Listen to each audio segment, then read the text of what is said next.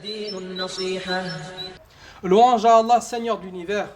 Que la paix et la bénédiction d'Allah soient sur Muhammad sallallahu alayhi wa sallam, ainsi que sa famille et ses compagnons.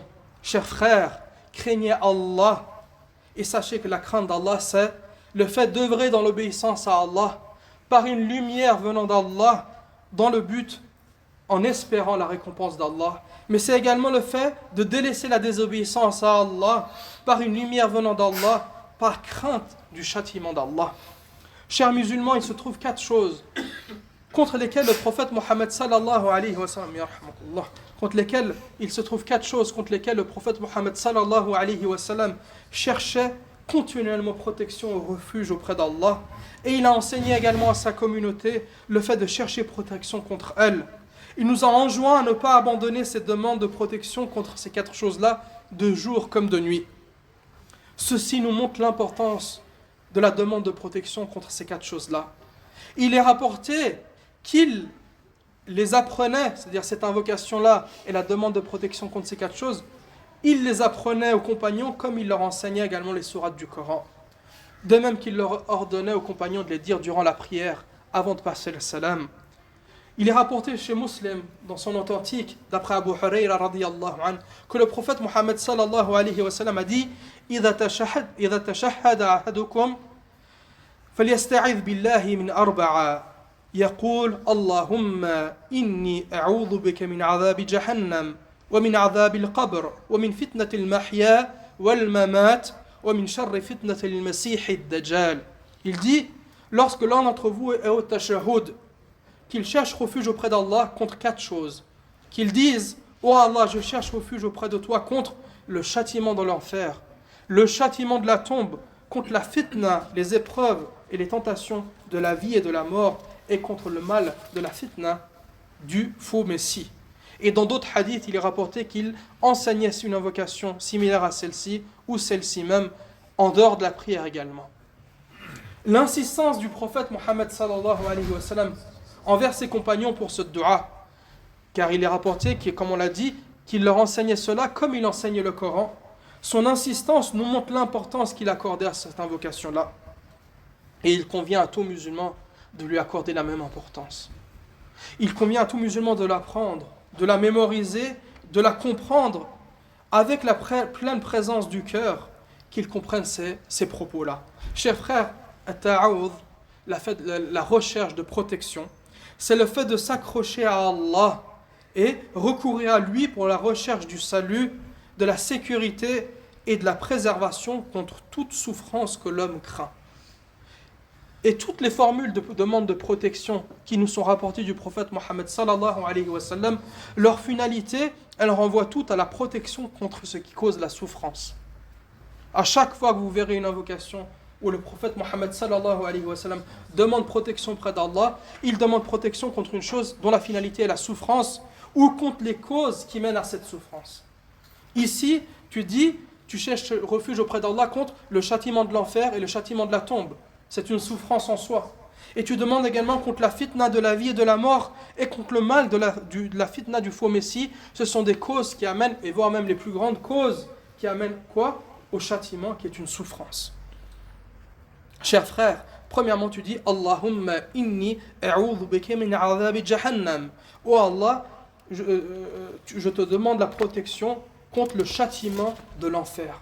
Tu lui demandes donc protection contre le châtiment qui se trouve en enfer. Mais par cette parole-là, tu demandes également à Allah, oh Allah, je te demande protection contre toute parole ou action que je puisse dire ou faire qui mène vers le châtiment de l'enfer. Et tu dis également en disant cela, oh Allah, toute parole que j'ai dite ou que j'ai faite, je me repens à toi et je demande que tu acceptes mon repentir afin que je sois préservé. Une parole que j'aurais pu dire par le passé ou une action que j'aurais pu faire qui était censée m'amener à ce châtiment-là, oh Allah, je me repens et accepte mon repentir par cette invocation-là, chers frères. Également, quand tu dis « Wa min adhabil qabr » et contre le châtiment de la tombe, tu demandes protection auprès d'Allah contre une chose qui est immense et que les gens ont tendance à minimiser ou n'a plus du tout y penser. Chers frères, fait partie de la croyance des musulmans. Il ne se trouvera pas un livre de croyance, si ce n'est tu l'ouvres, où il est cité que parmi les points de la croyance islamique, c'est le fait que nous croyons avec pleine conviction que l'être humain sera châtié dans sa tombe. une bonne partie des êtres humains seront châtiés en fonction de leurs actions, et ceci est une réalité.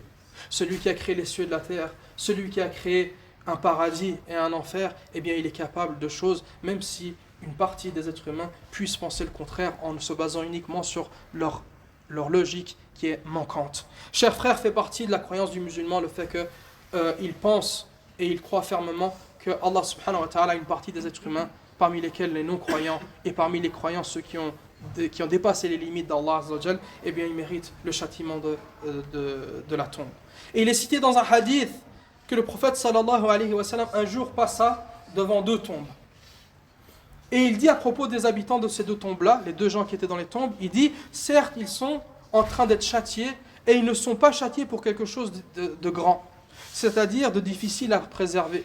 C'est une chose qui à la base était facile, mais ils sont châtiés à cause de cette chose-là. Il dit, concernant l'un des 2, il dit, il ne se préservait pas de l'urine, c'est-à-dire quand il allait faire ses besoins, il ne se lavait pas comme il convient aux musulmans de se laver et de se purifier. Chers frères, regardez, subhanallah, comment cette chose qui peut être considérée comme insignifiante auprès de beaucoup de gens, la finalité, elle est où?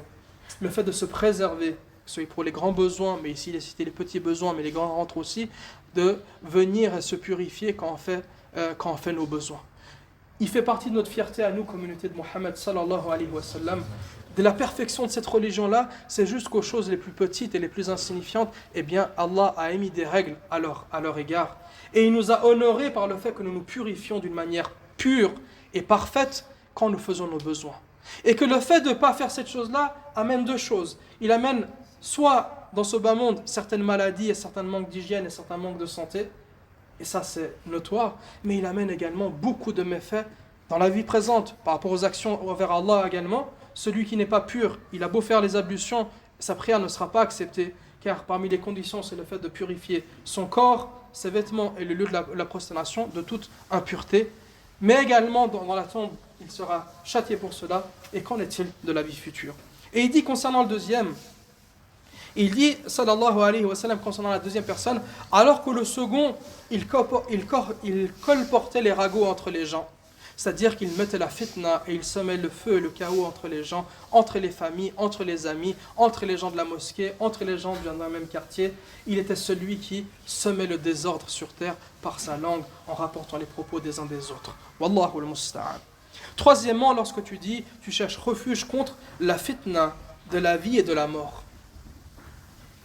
Quand tu cherches refuge contre cela, chers frères, contre la fitna, c'est-à-dire les troubles, les tentations, et les épreuves de la vie et de la mort, ceci englobe tout ce qui peut avoir comme fitna pour toi dans cette vie et dans la mort. Premièrement, les fitnas se divisent en 2 catégories. Soit ce sont des shubuhat, des ambiguïtés qui ont trait à ta foi. Quand tu demandes cela à Allah, tu lui dis « Oh Allah, préserve ce cœur, purifie-le, fais qu'il comprenne ce que tu lui as demandé de comprendre, fais qu'il croie à ce que tu lui as demandé de croire.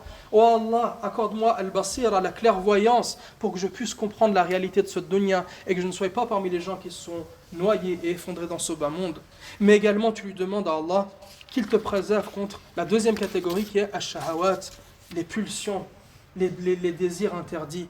Tu demandes « Oh Allah, fais que je ne dépasse pas les limites que tu m'as mises. » Allah nous a mis des limites sacrées. Il y a des choses qui sont interdites et en faisant cette invocation, tu demandes « Ya Allah, accorde-moi al-rujula, accorde-moi al-izza, accorde-moi al-shuja'a, accorde-moi le courage, la force de caractère pour ne pas dépasser les limites que tu as mis. » Qu'elles soient dans le haram, dans le fait de tomber dans le zina, le fait de tomber dans l'alcool, le fait de tomber dans le fait de boire, de fumer, ou toute chose qui peut être similaire à celle-ci, le fait de « Oh Allah, tu lui demandes, préserve mes yeux, préserve mes oreilles, préserve ma langue, préserve mes pieds et mes mains d'aller vers le haram, préserve mon ventre de me nourrir de haram. Oh Allah, préserve de dépasser les limites que tu as mis à ton égard. Oh Allah, préserve-moi de dépasser les limites vis-à-vis des autres créatures. » Et ainsi de suite. En demandant qu'Allah te préserve contre les fitnas de la vie présente et de la vie future, tu demandes à Allah qu'il te préserve contre tout mal. Et dernièrement, chers frères, quatrièmement et dernièrement, tu dis contre le mal de la fitna du faux Messie, Messie Dajjal, l'Antéchrist. Et ceci est une réalité et fait partie également de la croyance des musulmans qui croient qu'il y a un homme, le faux Messie, qui viendra à la fin des temps. Et si Allah veut, dans le futur, on fera une khutbah sur le sujet. Là n'est pas le sujet. Mais quand tu demandes à cela, systématiquement chaque prière à la fin, et que le prophète insiste là-dessus, c'est pour nous montrer la grandeur du danger. Si c'est parmi les plus grands dangers, si ce n'est le plus grand des dangers, c'est la fitna du faux messie. Elle est parmi les plus grandes et les plus dangereuses qui soient. Donc tu demandes à Allah, tu dis Allah, préserve-moi de lui, protège-moi contre la fitna de l'antéchrist, cet antéchrist qui sortira à la fin des temps, qui est un signe parmi les signes précurseurs de Yawm al-Qiyamah, du jour du jugement dernier, de la fin des temps. Chers frères, à la lumière de ce qu'on a entendu, on voit une petite invocation, 4 mots à apprendre, ou 4 phrases à apprendre, mais dont l'importance, ou celui qui les apprend, eh bien, il en tire profit pour tous les besoins qu'il a. Et c'est une demande de protection contre toute chose qui est douloureuse et souffrante, ici-bas comme dans la vie future. Donc que chacun d'entre nous, qu'il les apprenne. Ces invocations-là, elles sont faciles à trouver. Que chacun d'entre nous les apprenne, les comprenne, les mette en application et les enseigne également, qu'on les enseigne également à nos familles. وهذا وصلوا وسلموا ورعاكم الله على المبعوث رحمة للعالمين محمد بن عبد الله كما أمركم الله بذلك في كتابه الكريم فقال إن الله وملائكته يصلون على النبي